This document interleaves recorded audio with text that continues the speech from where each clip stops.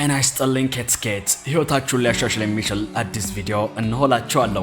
ዛሬ የምንመለከተው ሰዎች ሲኖሩ የሚፈልጉትን እውነተኛ ፍቅር የማያገኙበትን ምክንያት ለማወቅ ነው።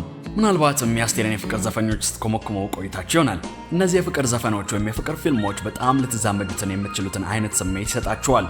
የግንኙነታችሁንም አንዳንድ ነገሮች እያነሳው ሊያስተግሷችሁና ትዝታ ውስጥ ሊከቷችሁም ይችላል። እንደ እውነቱ ካየነው ፍቅር ውስብስብ ያለ ነገር ነው። እውነተኛ ህይወት ግንኙነትም ከባድ ነው። ብዙ ጊዜ የተሳካላቸው ግንኙነቶች ሰፊ ትዕግስትን፣ ጊዜንና ጥረትን ይጠይቃሉ። ለዚህ ቻናል አዲስ የሆናችሁ ተመልካቾች ሰብስክራይብ እንድታደርጉ እንጠይቃለን። አሁን ግን ወደ ቪዲዮ እንግባ። አንደኛ፣ የምትፈልጉት ባህሪ የተሳሳተ ነው። ፍቅሩን ለማግኘት ስትፈልጉ ሰዎች ላይ የምትመለከቱት ነገር ምንድን ነው? አንዳንድ ሰዎች ስለሚያገቡት ሰው ዝርዝር ጉዳዮችን በወረቀት ያሰፍራሉ፣ ወይም ያ የምፈልገው ሰው እንዲህ መሆን አለበት የሚል አይነት ሐሳብ ይኖራቸዋል። እኔ ተዘጋጅቼ እየጠበቅኩት ነው፣ ያ ሰው ግን የት አለ የሚለውም ይመስላል።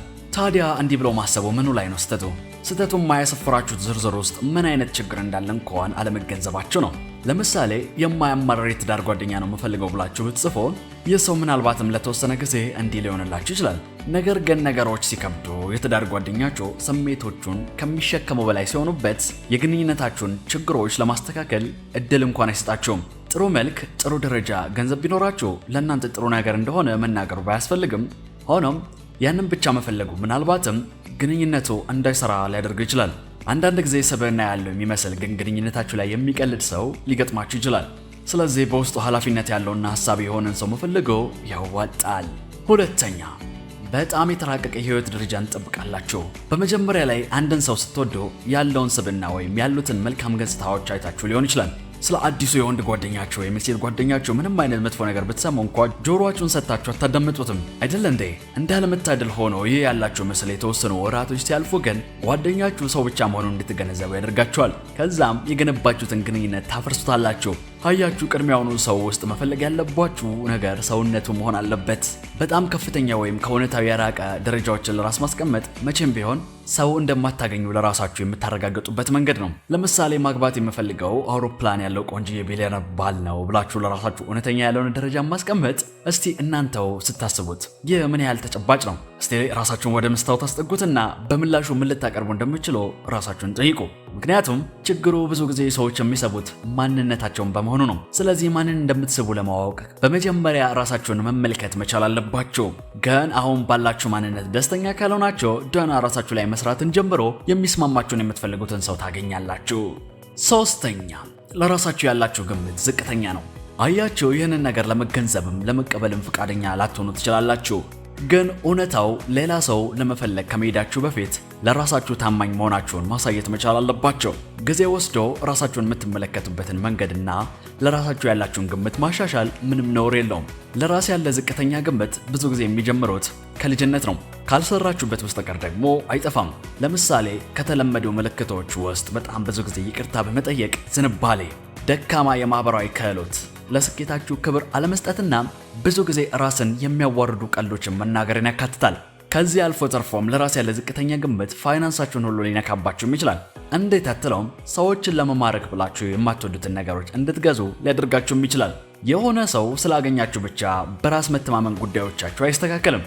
የሚሰጧችሁ ውጫዊ ሙገሳዎች ማታለያዎች ብቻ ናቸው። ሆኖም ወጥመድ ውስጥ እንዳትገቡ ተጠንቀቁ። ምክንያቱም ሌላኛው ሰው እናንተ የምትጠብቁትን ነገር ሳያሟላ ሲቀር ደስተኛ ላትሆኑ ትችላላችሁ። አራተኛ፣ ሰው ቸግሯቸዋል። ስናዝንና ብቸኝነት ሲሰማን የሚመጣብንን እንግዳ የሆነ ሙሉ ያለመሆንን ስሜት ቀምሳችሁ ታውቃላችሁ? ከመጠን ያለፈ ከሰው ጋር አብሮ የመሆን ፍላጎት ምንጮ ያልተሟላና ብቸኝነት የሚሰማው የአእምሮ ሁኔታ ነው። አብዛኛው ጊዜ የሚከሰተው በግንኙነት መልክ ነው። አልፎ አልፎ የሚገጥመንን ብቸኝነት መቋቋም አለመቻል በጣም አደገኛ ነገር ነው። በዓለም ላይ የተሸከምነውን የህልውና ባዶነት ሊሞላልን የሚችል ሰው የለም። ይህንን ሁሌ ማስታወሱ። ከግንኙነት በፊት ደስተኛ ካልነበራችሁ አግብታችሁም ደስተኛ አትሆኑም። ደስታችሁ የሚቆየው እንደ ቢራቢሮ ብን ለምትለው ለመጀመሪያ የፍቅር ሳምንታት ብቻ ነው።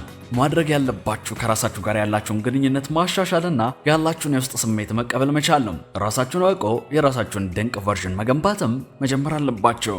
አምስተኛ፣ ባለፈ ነገር ላይ ተጣብቃችሁ ቆማችኋል። መለያየት ውስጥ ማለፍ በጣም ከባድ ነገር ነው። ለተወሰነ ጊዜያትም ሰው ላይ ያሰኛችሁ ይችላል። የግንኙነት ባለሙያዎች እንደሚሉት ከሆነ ይህ ሐዘን የሚቆየው ለተወሰነ ሳምንታት ወይም ወራት ከሆነ ችግር የለውም፣ ኖርማል ነው።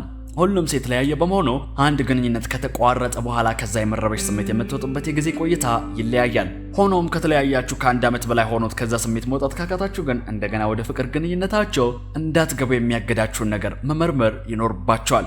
ምክንያቱም ነገሮች ከምታስቡት በላይ ውስብስብ ሊሆኑ ይችላሉ። ታዲያ እስካሁን መለያየቱ ላይ ቆማችሁ ከጉዳታችሁ አላገገማችሁም? እንዲህ ከሆነ ምናልባትም ነገሮችን ለማስተካከል ወደ ቀድሞ ፍቅረኛችሁ መደወል ይኖርባችኋል ማለት ነው። አብራችሁ ያሳለፋችሁት ጊዜያት ንፍቅ ይላችሁ ከሆነ ይህንኑ ነገር ከሌላ ከተመሳሳይ ሰው ማግኘት እንደምችል አውቀው።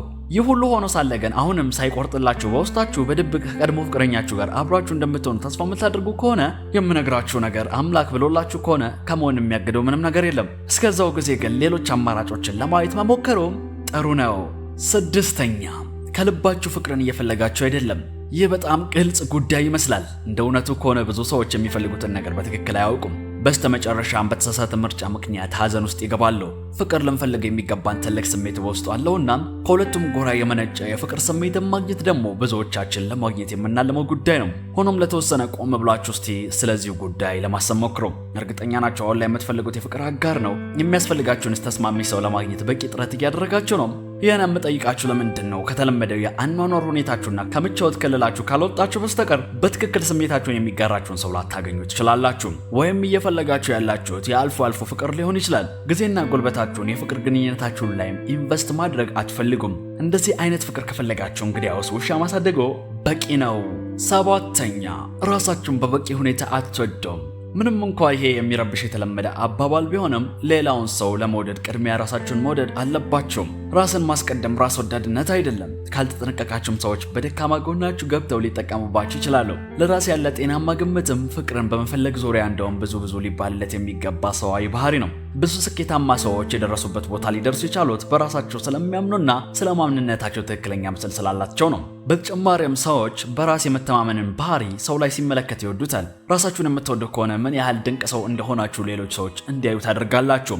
ስለዚህ በቀጣይ ጊዜ የፍቅር ግንኙነት ለመጀመር ስታስበው መቼም ቢሆን ከራሳችሁ ጋር ያላችሁን ግንኙነት ከየትኛውም ግንኙነት በላይ በጣም አስፈላጊ ግንኙነት መሆኑን አስታውሰው። ስለዚህ አሁኑኑ ራሳችሁን መውደድና ማበረታታት መጀመር አለባችሁ። 8ኛ ራሳችሁ ላይ አትሰሩም። እኛ ሰዎች ከሰዎች ማረጋገጫ የምንፈልጋት ነገር አለችን። አያችሁ፣ ሁላችንም መመስገን፣ መከበር፣ መደነቅ እንፈልጋለን። ሰዎች ስለ እኛ ነገሮችን ልብ እንዲሉ እንሻለን። ሆኖም አንዳንድ ጊዜ የፍላጎት ወደ ጽንፍ ይወስደናል። ሰዎች እንዳይፈርዱብንም ስለምንፈራ ማድረግ ያሉብንን ሳናደርግና ህይወታችንን ሳናሻሽል እንቀራለን። በተጨማሪም የምትፈልጉትን ሰው ያላገኛችሁበት ምክንያት በእናንተ ችግር ሳይሆን በሌላኛው አጋር ችግር ምክንያት መሆኑ ቁጭ ብሎ ማማረሩ በጣም ቀላል ነው፣ ግን አይጠቅምም። በተቃራኒው ደግሞ በራስ ላይ ሰርቶ ራስን መለወጥ ደግሞ በጣም ከባድ ነው፣ ግን መጨረሻ ያማረ ነው። ብዙ ነገሮችን መለወጥ ላይኖርባችሁ ይችላል፣ ግን ደግሞ ቅድሚያ መስጠት ያለባችሁ ማወቅ አለባቸው። ለምሳሌ የምትሰሩትን ስራ፣ የአካል አቋምን፣ ማህበራዊ ክህሎታችሁን እንደማሳደግ ያሉ ነገሮችን ማለቴ ነው። ምንም እንኳን ግንኙነት ውስጥ ባትገቡም ራሳችሁን ስታሻሽሉ ኋላ የምታጭሉት ነገሮች እስቲ ለማሰብ ሞክሩም። አይታወቅም እኮ የቻለ ስራ፣ በጣም ቆንጆ ኔትወርክን ልታገኙበት ትችላላችሁ። በቀኑ መጨረሻ ላይ ሁሉ ነገር ራስን ወደ ማሻሻልና ከምቾት ቀጠና በመውጣት የሚገኝ ነው። 9ኛ ሁሌም የሚቀጥለው ምርጥ ነገር በመፈለግ ውስጥ ናቸው። እርግጥ ነው አንዳንድ ጊዜ መራጭ መሆን ጥሩ ነው። ታዲያ ለምን ከሚገባቸው ህይወት በታች ትኖራላችሁ? ይህም ጥያቄ መልሶ የሚወርደው ያንንም ይሄንንም አምጣ ከሚለው ሰዋዊ ሸማች ባህሪያችን ነው። ኢንተርኔት ላይ እንደ ቲንደር፣ በምብል፣ ሂንጅ ያሉ ሰው አገናኝ መተግበሪያዎች ሊያርኩን የማይችሉ የሰው ማዕትን አግርፎ ያመጡብናል። እኛም ስክሮል እያደረግን እናያለን። እዛ ላይ ከሚመጡልን ሰዎች ጋር ልብ ለልብ የመገናኘታችን ጉዳይ ግን በትልቁ ጥያቄ ውስጥ የሚገባ ነው። ብዙ ሰዎች እንደዛ አይነት አፕሊኬሽን ላይ ጊዜያቸውን የሚያጠፉት የሰዎችን ፕሮፋይል በማየት ነው። ይህም ትርፍ የሌለው ጊዜ ገዳይ ነው። ይህ ከአንድ ሰው ወደ ሌላኛው ሰው ዘለላችሁ እንድትሄዱ ስለሚያደርግ ትክክለኛ ስሜቶች እንዲፈጠሩባችሁ አይፈቅድላችሁም። ተደጋጋሚ የሆነ የማትወጡት ዑደት ውስጥ ይዘፍቃችኋል። በእርግጥ ይህ ማለት ዴት የምታደርጉትን ሰው ሁሉ ውደዱ ማለት ሳይሆን ከዛ ውስጥ ለአንድ ሰው ግን እድል መስጠት ዘላቂ ፍቅርን ሊያስገኝ ይችላል እያለ ነው። ወደ ፍቅር ስትመጡ የምትፈልጉትን ሰው ለማግኘት ዝግ ብሎ ትኩረት ማድረጉ እጅግ ጠቃሚ ነው። በህይወታችሁ ምን ማድረግ እንዳለባችሁ አታውቁም። ይህ በጣም አስቸጋሪ ጉዳይ ነው፣ ምክንያቱም ብዙ ሰዎች በህይወታችሁ ምን ማድረግ እንደሚፈልጉ አያውቁም። ይህም ችግር በነገሮች መካከል መሽከርከር፣ ውሳኔዎችን ከማድረግ መቆጠብ ስለሚያስከትል ለፍቅር ህይወታችሁ መጥፎ ሊሆን ይችላል። በተጨማሪም ግቦች ያሏችሁ መሆናችሁና እነሱን መከተላችሁ በጣም ማራኪ እንድትሆኑ ያደርጋችኋል። ለጤናማ ግንኙነት መሰረት ብዙውን ጊዜ ሁለት ሰዎች የሚኖሩትን የራሳቸው ህይወት ሲኖራቸው ነው። ግን የራሳችሁን ግቦች ስትከታተሉና የፍቅር አጋራችሁን ስትፈልጉ ደግሞ በመካከሉ ሚዛን መጠበቅ በጣም አስፈላጊ ነው። ምክንያቱም እነዚህ ሁለቱ ነገሮች እርስ በርስ ተደጋጋፊ በመሆናቸው ነው። ማን ያውቃል፣ ወደ ሌላ ሀገር ተጉዛችሁ ምናልባትም የነፍስ ጓደኛቸውን ልታገኙም ትችላላችሁ። እድላችሁ ሞክረው። ከትስከት የዛሬው ቪዲዮ በዚህ አልቋል። በቀጣይ ቪዲዮ እንገናኛለን። የዛሬ ቪዲዮ ከተመቻቸው ላይክ፣ ሼር፣ ሰብስክራይብ አድርጎ እናመሰግናለን። ቻው